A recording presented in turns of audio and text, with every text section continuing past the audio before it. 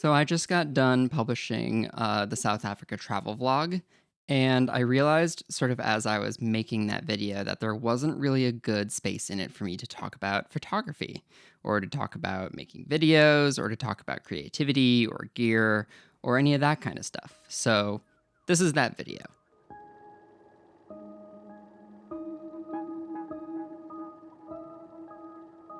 The first thing I wanted to talk about was just about gear, to talk about what I brought and how it helped me and how it didn't. So the first thing I brought was the XT4. It was brand new to me. I was very, very excited to take it on a trip. I brought it with the 18 to 55 kit zoom thing, and I brought the 55 to 200 other kit zoom thing. And I also brought a TT Artisan 35mm 1.4. Super cheap little thing. I made a video about it. That's probably the favorite lens I've used on this camera so far. But the other camera I brought was my Ricoh GR, and that ended up kind of being the real MVP of the trip, and I want to kind of explain why. When I was carrying the XT4 out, when it was out with me on my side, it felt a little bit vulnerable.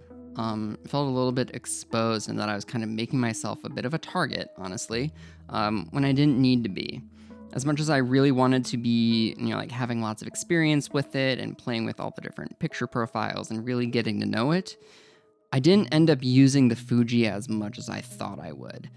For the middle of the trip, when we were on the road and we were sort of in a group that kind of protected us, I used it a lot more, and that's where the majority of all of our footage came from. But the Ricoh GR was really there for me when I needed it because it's so small and because it's so unassuming. It doesn't look like you're carrying a fancy camera. It just looks like less camera. And that would really be my advice to any photographer going anywhere, especially if it's a big trip that you're only going to get to go on once in your life, is bring two cameras. Bring one camera, that's fully featured, that you can change lenses, that you can do all you want with it. But if you can bring a second camera that's, more of a point and shoot style, that'll serve you really, really well in the times when the bigger camera might not make sense. Plus, you get the bonus of just having a backup in case one of them gets lost or stolen. The second thing I wanted to talk about was 24 frames a second. And I'm not totally sold on 24 frames a second as being the best frame rate for YouTube videos, for travel vlogs, whatever.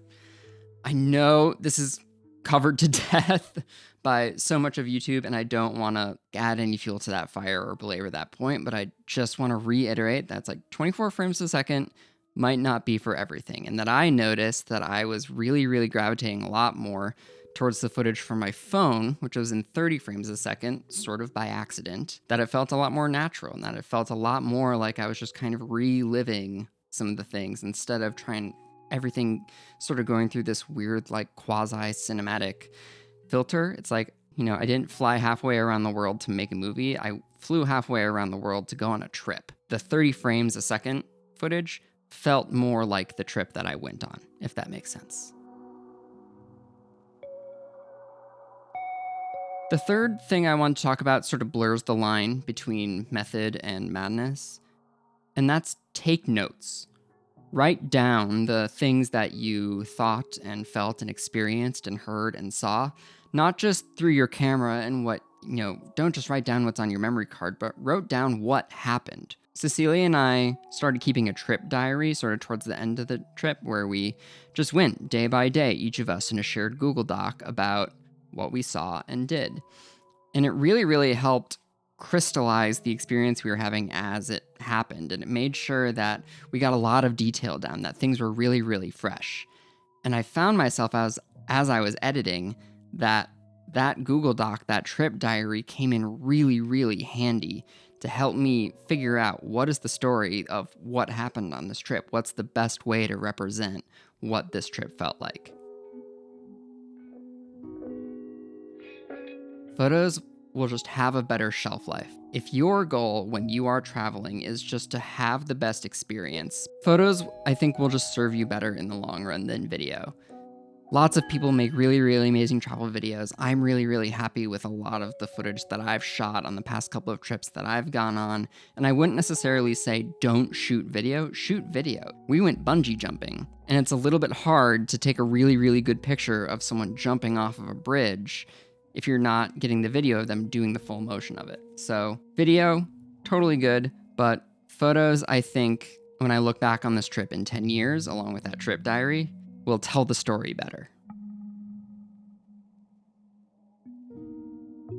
And the final thing I just want to talk about is that making this video was really, really hard. There were so many things I didn't know. There were so many things I forgot to try or forgot to do and didn't get footage of, or wish I had done better or shot wider or with a different exposure or a different lens or whatever. Making these travel videos is hard. Storytelling's hard, especially when you're experiencing it in the first person, and maybe for someone like me who hasn't quite figured out how to be the main character in their story yet, you know? But just recognize that it's going to be a little bit difficult. There are going to be things you miss.